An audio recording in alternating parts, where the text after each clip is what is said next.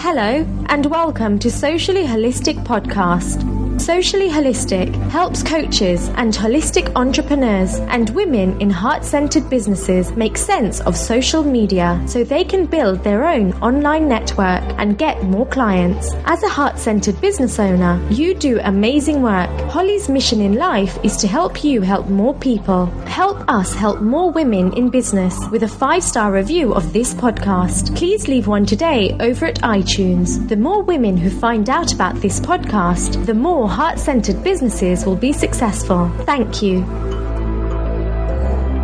Well, hello and welcome to the very first episode of the Socially Holistic Podcast. And I'm here with my guest, Tanja Gardner, who is a copywriter for difference makers who has recently started to focus particularly on introverts. And her business name is Crystal Clarity Copywriting. So welcome, Tanja. Hello, Holly. Thank you so much for inviting me. I'm so excited to have you here. Just as a background, Tanja and I met on Leonie Dawson's amazing business and life academy, and we recently connected offline when she was in London, which is near where I live. Tanja is from New Zealand, though she originally is from the UK. So I'd like to have you just tell us a little bit about your background so people can get to know you. Alrighty, so I kind of started off very much as a drifter. I've always been one of these people that sort of takes the path of least resistance. So I was a psych major at university, and then I finished uni and had no idea what I was going to do with my degree, so I went into admin temping, had a lot of temp assignments, and I knew I had a love of writing, but I wasn't sure how I could ever get paid for that. So I just did office work, and I started finding myself asking people if I could help them out with the writing stuff, you know, the business letters and the sales proposals and stuff like that. And every now and then somebody would have something that they really hated doing that they passed my way. And so I slowly sort of built up experience within my job of doing writing stuff, even though that wasn't theoretically part of my job. Then I got a sales job where a large proportion of my KPIs had to do with proofing and editing, and that set me up for the next job after that. So everything's been a gradual step-by-step process, where I saw a job advertised with the job title copywriter, and it was in the natural health and wellness industry, which I'm really passionate about, and it just seemed like it was going to be the perfect job, and I had to go for it. And I got it. Great. And so I did that for 3 years. Every step along the way basically was setting me up for setting up my own business as a copywriter, but working not so much in the way of marketing products, but helping people who want to make a difference in the world. I call them difference makers. Yes. And that is what got me to launch my business. Great. And how did you make the shift from a full-time job to a full-time business? Again, it's step by step by step. I actually wrote a guest post about this toward the end of last year, and I called it Crossing a Chasm in Many Bounds or something like that. You know that old saying, yes. You can't cross a chasm in 2 short leaps? Yes. I disagree with that. I think that a lot of the time you can, you just need to look for a different place to cross. Excellent image. If you'd like, I will find you the URL for that blog post, and you put it in the show notes. Yes, that would be perfect. Excellent. So for me, what that looked like was when I first had the idea of having a business, I was working as a full-time copywriter. I had a nice job. The only thing was that I didn't feel like I was getting to make a difference with it, which is that's a core value for me, is making a difference in the world. And I had to kind of get past this hurdle in my mind that it's actually possible for me to run a business, because I'm not business owner material, trust me. I am just so not what people think of when they think of an entrepreneur. And I had to get past that in my own mind. And what things did you have to get past? I had actually tried to start up a business before. I tried to do a stress management and online fitness coaching. And I had no idea what I was doing. And I tried to do it all on my own, which, you know, is one of those mistakes I think every entrepreneur makes at the beginning. We think we've got to do everything alone. Oh, yes. And I had to get past the point that because I failed before, I didn't mean I was going to necessarily fail again, but I also had to look at what I'd done last time. I'm not going to say what I'd done wrong, but what I'd done that wasn't serving the desire to have a business. And look at ways that I could do it differently this time around. And I'm still doing that. Don't get me wrong. It's like I have not got this all down yet. I love this part of your journey because I'm a huge believer in there's no failure, only feedback. And I think a lot of people think, oh, well, I tried a business and it wasn't successful, so that means I'm just not good in business. But maybe that just wasn't the right business for you or not the right business for that time in your life. And there are so many different businesses. Yeah, I wasn't in the right place at that point in time. I hadn't learned enough about myself and I hadn't learned enough about what I needed to do. I just kind of did that. Great, I'm going to do a business. Awesome, let's do this thing. Okay, what do I do now? Yep. So that was the first hurdle. The second one was that there was various logistical and legal things that I needed to do that limited when I could launch the business. Once I had the idea, it was still another 2 or 3 months before I could legally launch myself as a business. Okay. I had to get permission from my workplace. In my job contract, it basically said that I would not have any other source of employment without my workplace's okay. And in the contract it said that okay would not be unreasonably withheld, but it had to go through the chains and they had to look at my proposal and just make sure there was no conflict of interest or competition. Right. Which is totally fair enough. I had to do the financial and legal stuff as well, and all of which meant that the point where I decided I was going to go for it, it was another 2 or 3 months down the track before I could actually launch. Now, in that time, what I did was started to think about, okay, who do I most want to work with? And where do they hang out? And how can I make connections with them now so that when I am ready to launch, yes, I've already built some relationships and some network. And let me tell you, as an introvert, that is really hard to do, making those connections. So what were the biggest challenges that you had with making connections? Just talking to people. One of the things I did was, for example, I signed up to a lot of newsletters. And whenever anybody mentioned something about, I've got this ebook coming up that I'm working on, or, hey, wow, look at my new website.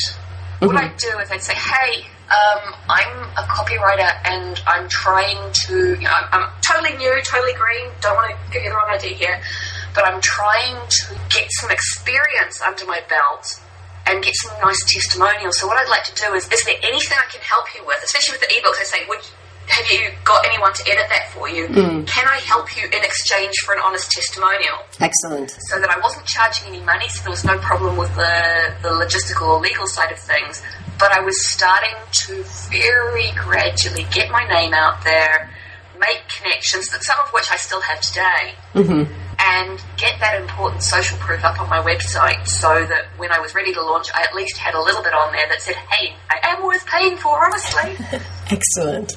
Testimonials are such an important part of a website. Oh, yeah, definitely. Another thing I had to do was figure out my niche, which I can just hear some of your listeners cringing at the moment because I cringed the first time I heard it. I think everyone does. Yeah, I mean, what it really was is just figuring out who I really wanted to work with. And for me, that was a challenge partly because a lot of people have a cause or a mission that they really deeply believe in, and it's not that they choose it, it calls them. They would call it their calling. It's some kind of difference that they really want to make in the world. They want to be part of a movement. They want to see a specific area that is better, that they leave it better than when they found it. Right. It might be about ecological issues. It might be about vegetarianism. It might be about gay rights. Any of these things that they're really focused on that niche, on that cause, and it's really obvious to them where they want to work.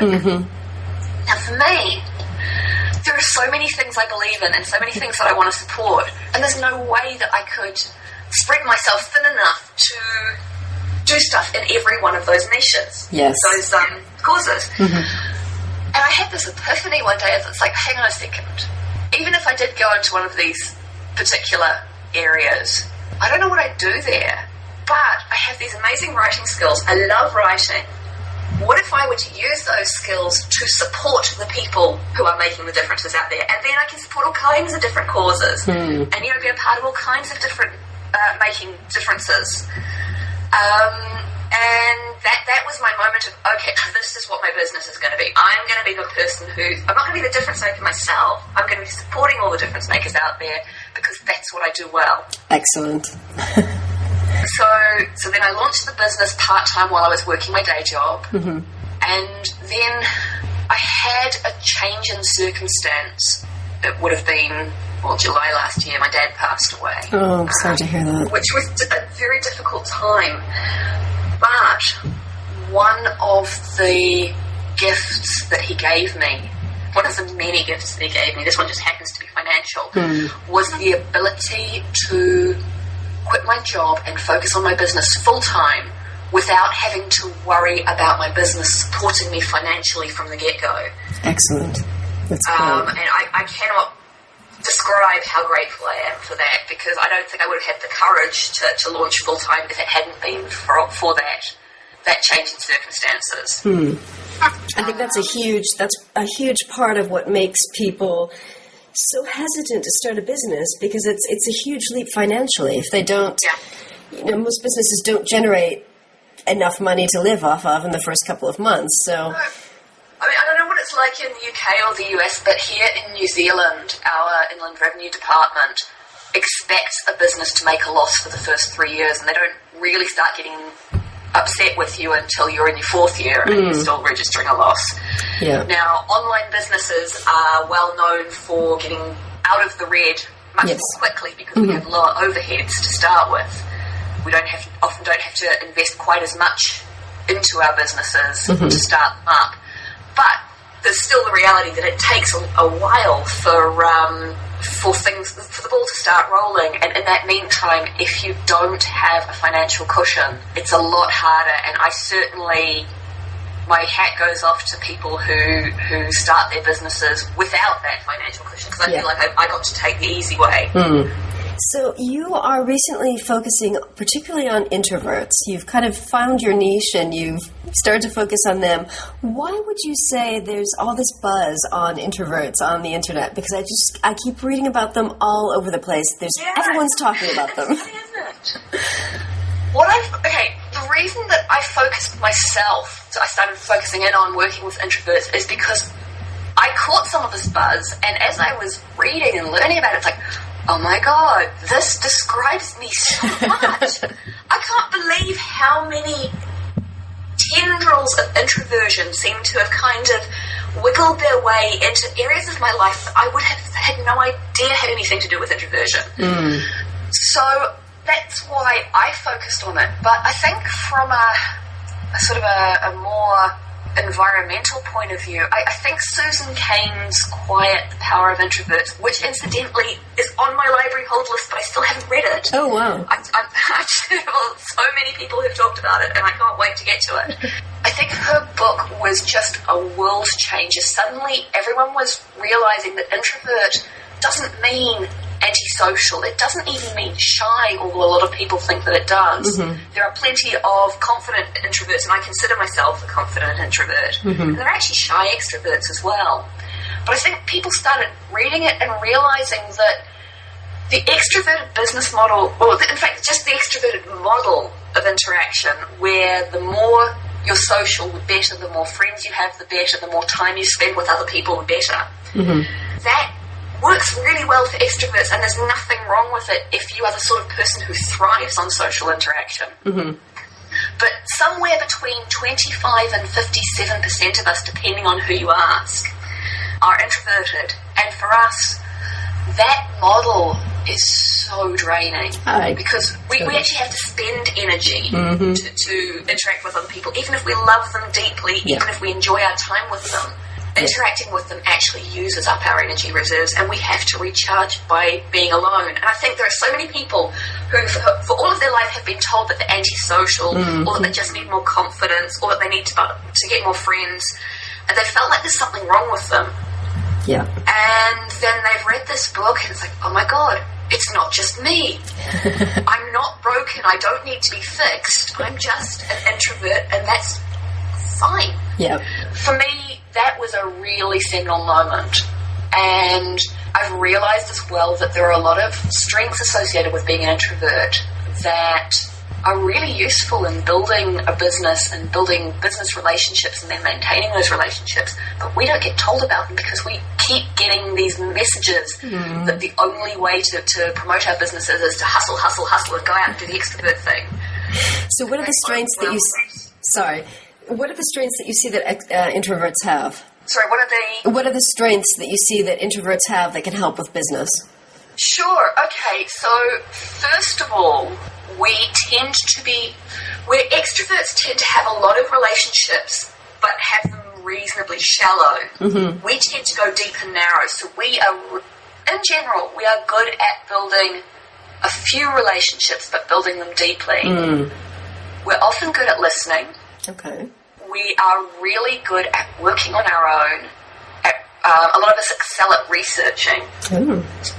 Actually, when I did my Introvert's Guide to Promoting Yourself online course in February of this year, I was talking about introvert strengths in it, and one of the participants said, what about intuition? Mm-hmm. And that's something that I'd never seen in any of the books that I've read, all the research I'd done on introversion.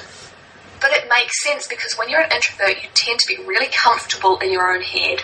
You're really comfortable keeping yourself company, and you're used to being alone with your thoughts and alone with your feelings. And so you're actually often more in touch with your intuition than an extrovert might be. Very interesting point. Yeah, I thought it was fascinating. So that went straight into the next version of the course. Excellent. So what would you say is a typical workday like for you? Alrighty, so my work days vary. Now, although my brain is very process-oriented, I'm not very good with routine. Okay. So I'm really good at planning out an entire week for myself down to the hour and then not following it in any way, shape or form. So what I tend to do is I get up fairly early. I do a lot of training in my business. I figure that I'm a service provider, and as such, the best thing that I can invest in my business is me and my own skills. So, especially at the moment, I am getting up crazy early because I have a couple of training calls each week that hit at 5 a.m. my time, which means I'm up at 4. Wow. The major thing with my day is that I get to spend it on my own. Excellent. It's the introvert in me. I've got all of my online community and my friends are there if I want to drop in and see them. But I can control the level of interaction with them so that if I don't have the energy, I just don't check in with my online communities. And some of my week is spent doing client work, some of it's spent doing a little bit of product development, depending on what I have in the works at the time, and some of it's spent doing writing and blogging and writing emails and such like. So it's very flexible, very fluid. I try to get out of the house at least every couple of days just because I'm not sure that it's good for me to sort of spend an entire week in the house on my own, and I try and get some exercise into my day when I can. But yeah, it's just very, very fluid.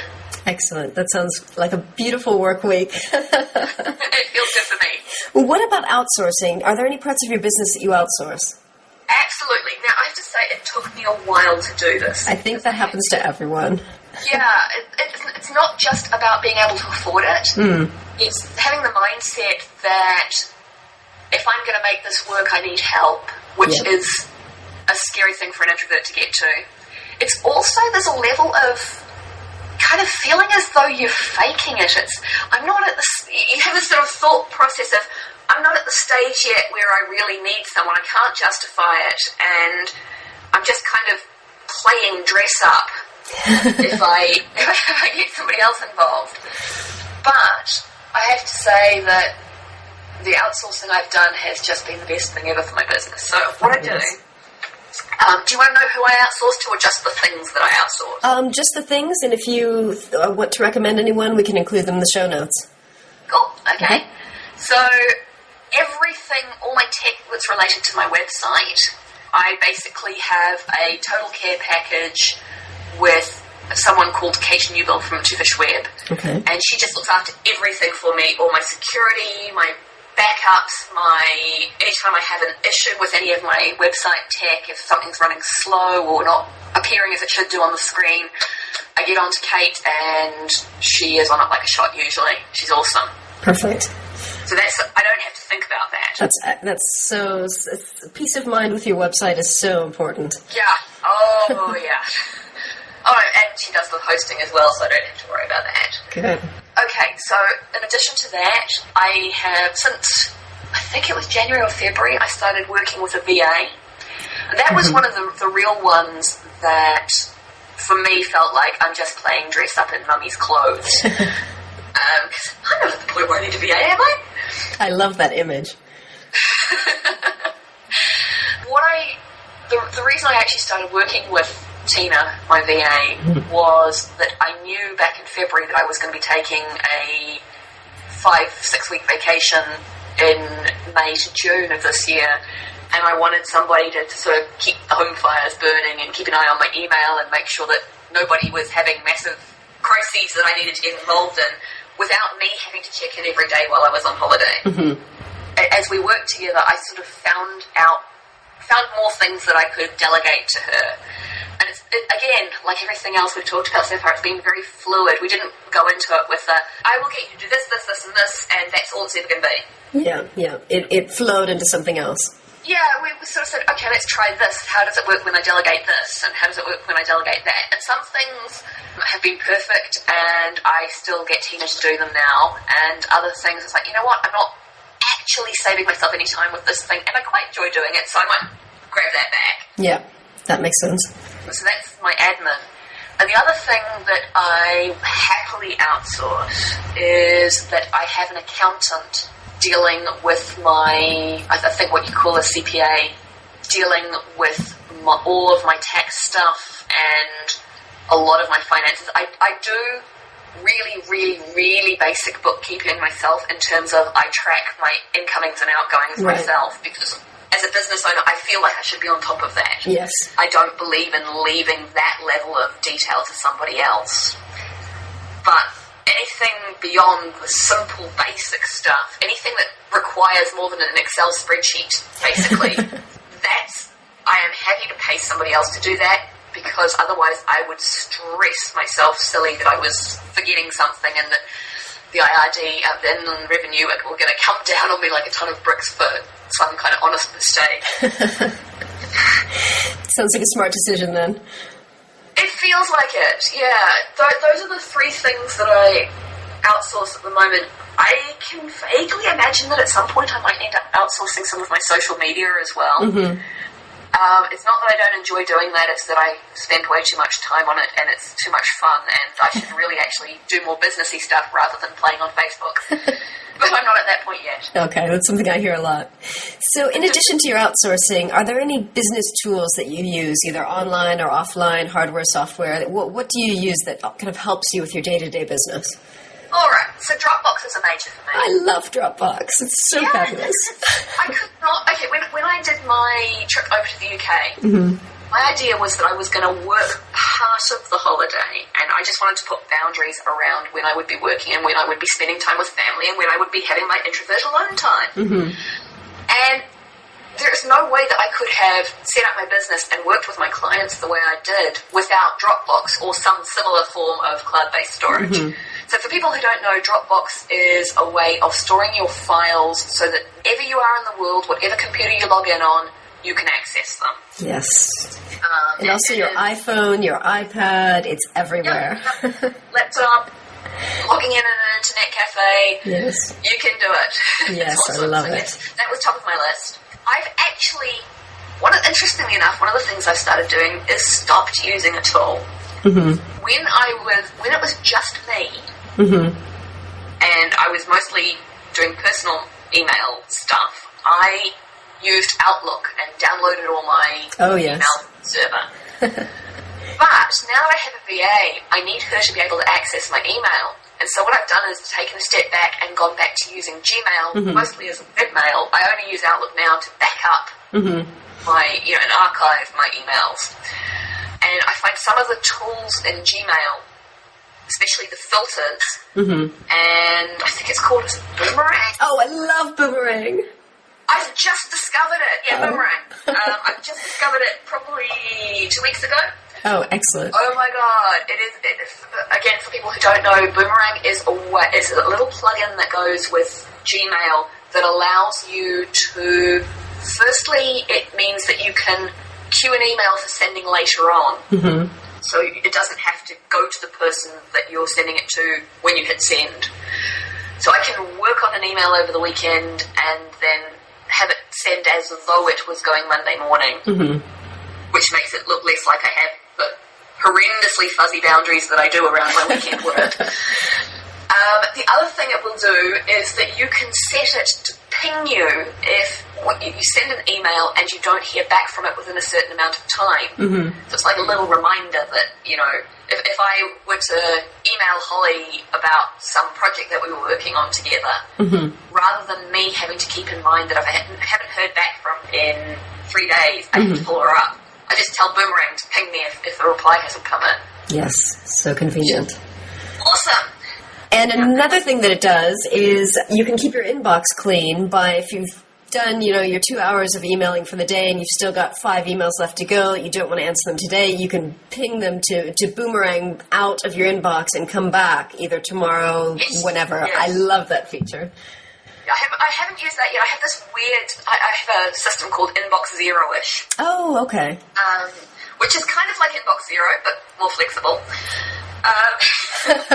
So basically, I tend to try and limit myself to checking in on my email 2 or 3 times a day, but that's not what happens. That's what I try and do, and basically I deal with the urgent stuff from within Gmail, and anything that's not urgent for that week, I just leave. And then once a week, I do my download from Gmail to Outlook, and that's where I go through and do my Inbox Zero-ish, and basically try and file or deal with any of the quick non-urgent stuff. But there's always a little bit that gets left over. Yes. And that's why I call it zero-ish instead of just zero. Well, at least it's close to zero. Indeed, and I also feel like I'm doing more and getting less overwhelmed than I was before I used it. And for me, that the marker of a successful system is not does it work perfectly, but does it work better than not using it. Yes. That's an excellent guideline. Yeah. That flexibility thing again. One thing I wanted to ask you before we move on to the particulars of your business and how people can benefit from working with a copywriter is, do you have any business mentors, or are there any women in business that inspire you or who have inspired you along your journey? Oh my, yes. Great. See, I got used to send me these questions in advance because I wanted to think about questions like this, and the immediate answer I've written under this for when I started thinking of it was, where do I start? That's great. I came up with 3 specifics that came to mind right now. Okay. One of them is, we talked about Leonie Dawson earlier. I love her. She founded the Goddess Circle, which is now called the Amazing Business Life Academy. And that's where you and I met. Yay! Yes. So Leonie is totally a mentor for me. Yes. She doesn't know it, but she is. That's the thing I love about the world of the internet and online space is that anybody can be your mentor, yes, whether they know it or not. You just have to make them your mentor. Yes. So, yes, Leonie, she is sparkly and turquoise and magical and all the things that my very left brain logical process mind was missing until I met her. I love that. In and of herself, she's not enough because my mind is not totally hippie and sparkly and unicorns and fairy dust. But there was a hole in my awareness, and Leonie totally fills it. Great. Danielle Laporte is another one. Okay, love her. Wow, that woman rocks. I'm currently working through her desire map at the moment, and that's just amazing. I've heard so many great things about that, and paid for it, I've got the access, and I haven't had the time to focus on it yet, so I'm really, really looking forward to that. Yeah, it took me probably 3 or 4 weeks after I got the download to start working through it, and I'm still working through it at the moment. It's not it's the sort of thing that you want to take at your own pace, whether that's to go through the whole thing in an intensive weekend, or just dip into it every now and then, which is what I'm doing. But yes, I think that's fantastic. Then there are people I know more personally, more closely. Some of the people in my business community I think of as mentors. Rhiannon Llewellyn, who runs the Love and Money Revolution community. She's just awesome sauce. She really is. She's also the person who gave me a really lovely snippet of feedback on my very first introvert program. She was such a sweetie. Oh, excellent.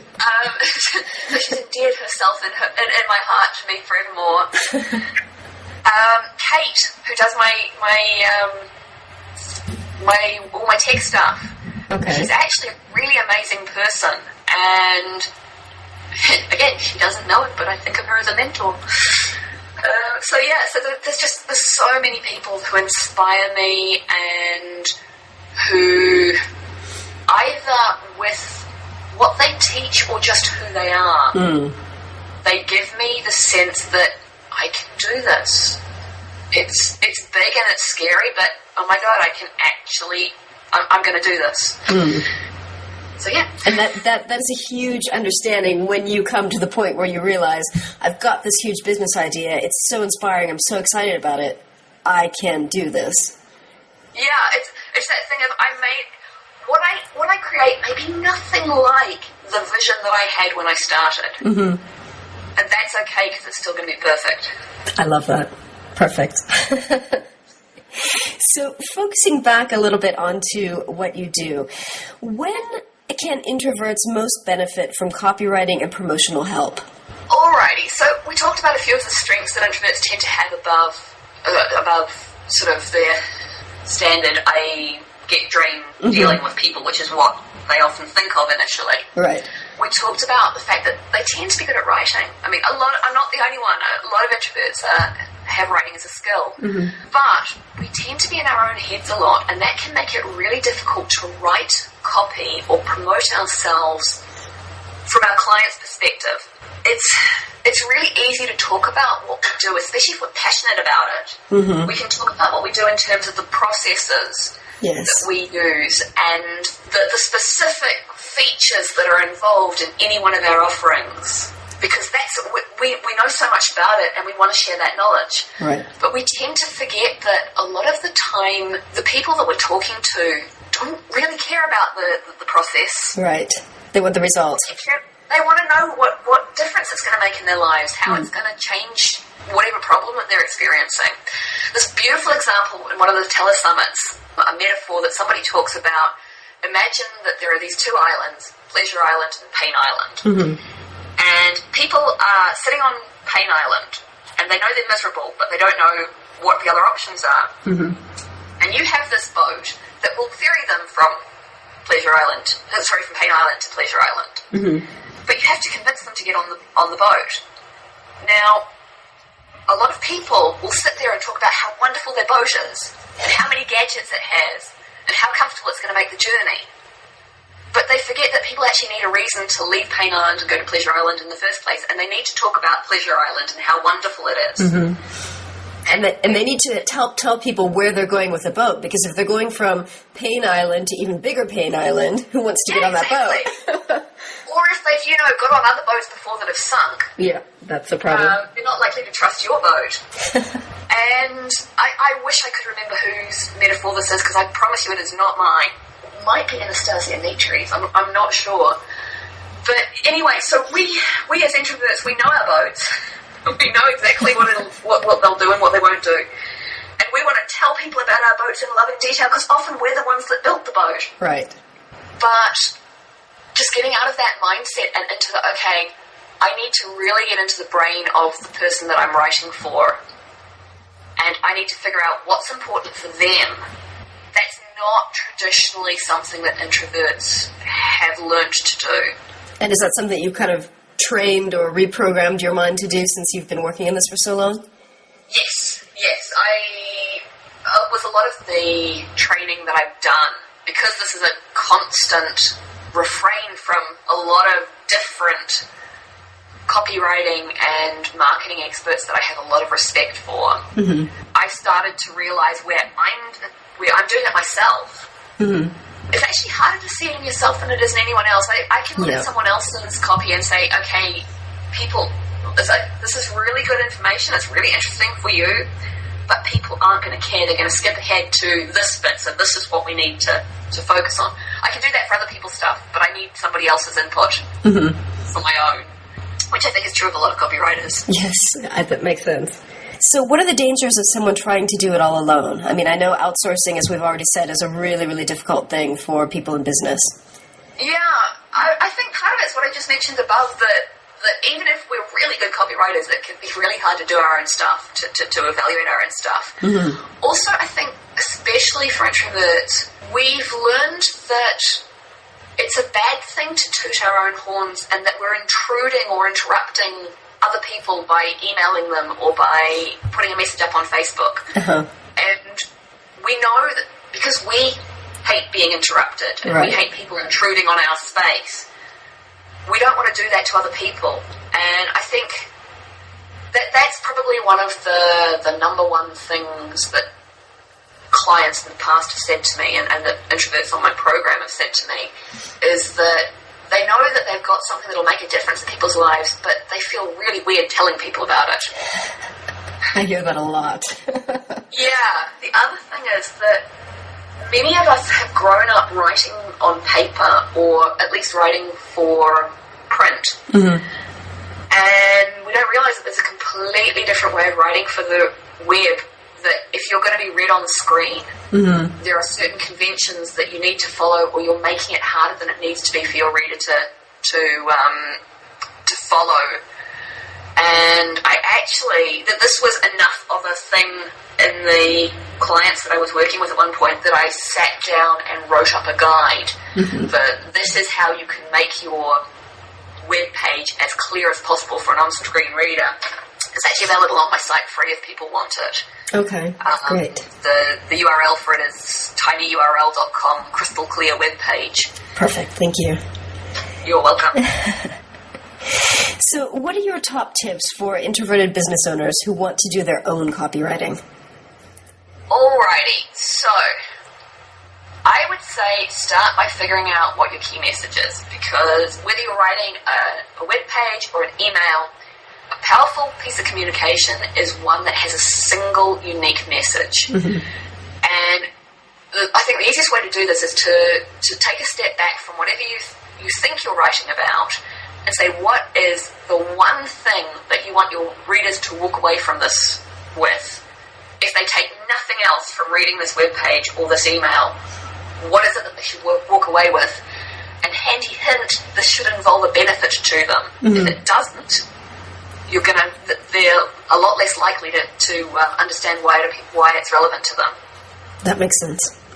Then, once you know what that key message is, my next tip would be figure out how to communicate it to them in their language, not yours. So if you're a coach, for example, and a lot of my clients are, there's a kind of language that comes with coaching.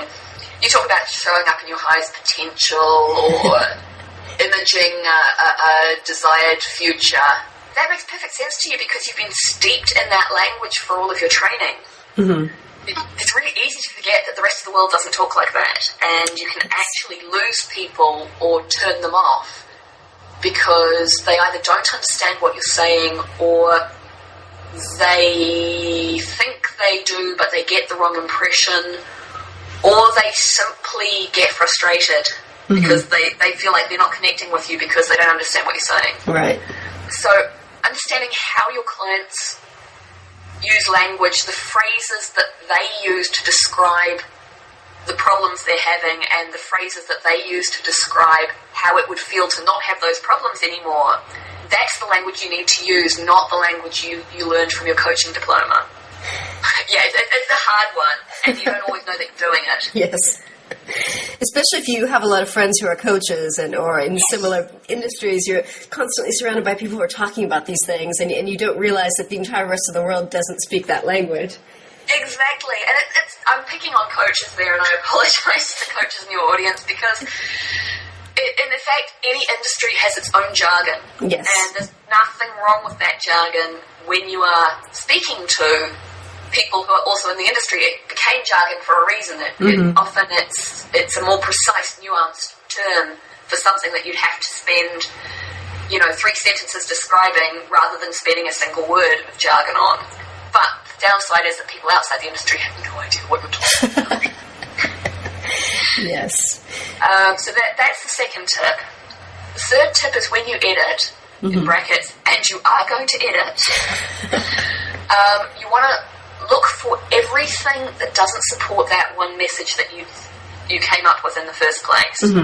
Anything that doesn't support it is going to dilute your message. It's going to distract from what you really want to communicate. So it either needs to be deleted or it needs to be moved to its own page or email. There's a wonderful story. I think is it Michelangelo, Da Vinci? One of the amazing artists who was asked how they sculpted these amazing works of art. And they commented that they looked at a block of stone, saw the statue within it, and then chiseled away everything that wasn't the statue. Yes. And that's what you need to be able to do with your copy. I absolutely love that image, and I love that you've applied it to copywriting. Yes, it is exactly what you do with copywriting. My fourth tip goes back to the talking in somebody else's language, is that once you've finished it and you think it's beautiful and perfect, get someone else to read through it for you, and someone who's not in your industry, so they don't know the jargon. And watch them read it, because they might not tell you that a bit confuses them, especially if they are not used to giving constructive feedback. They may want to tell you what they think you want to hear. Right. It's perfect, it's great. But if you watch their face, you can often see the bits that confuse them, and watch them as they go back and reread something 3 times. And it's really important that it be someone who's not in your industry, because you want to write for people outside of your industry. Unless, of course, your perfect clients are in your industry. Yeah. If you're a coach for coaches, it's not a problem. Right. But someone who's as close to your target audience as possible is ideal. And I'm going to be really cheeky here and say my 5th tip is, when all else fails, go download the free guide. Perfect. That's what free guides are for. Absolutely. Well, Tanja, thank you so much for this. I think this was so juicy and just full of so much really, really useful information. Not just learning about your journey, but also just very, very practical copywriting tips for introverts. Well, it was a huge honour, I have to say, to be invited to talk on here, Holly. I don't know whether it shows in the answers I've given you, but this is the first time I've ever done anything like this, so I was really nervous. Oh, fabulous. Well, thank you so much. Thank you. Thank you so much. And before we sign off, I just wanted to ask you, we're going to include this in the show notes, but where can people find you online? Alrighty, so the easiest place to find me is at my website, which is www.Crystal Clarity Copywriting. And if my Kiwi accent gets in the way of spelling that out, I think probably go to the show notes rather than me trying to spell it out. Okay. And is that .com? .com, yes. Okay, good. I'm also on Facebook and Twitter. And people can get those links from my website. And if they want to, they can keep an eye on me through my blog, or there's also a fortnightly newsletter that I do where I offer just short, sweet writing tips, and to a certain extent business building promotional tips, just things that generally that have been relevant for me that week or that month. And so I sort of convert them into a short tip and send that out every 2 weeks. Okay, great. So I'd love people to sign up for that. It's called Crystal Writing Tips. Okay, perfect. Well, thank you again very, very much. You're so welcome. It's such a pleasure to have you, and I'm so excited that I'm launching my new podcast with you as my first guest. So thank you. Thanks so much for listening to the Socially Holistic Podcast with your host, Holly Wharton. Please help us help more women in business by giving us a 5-star review of this podcast. The more women who find out about this podcast, the more successful businesses there will be. So please leave a 5-star review today over at iTunes. Thank you.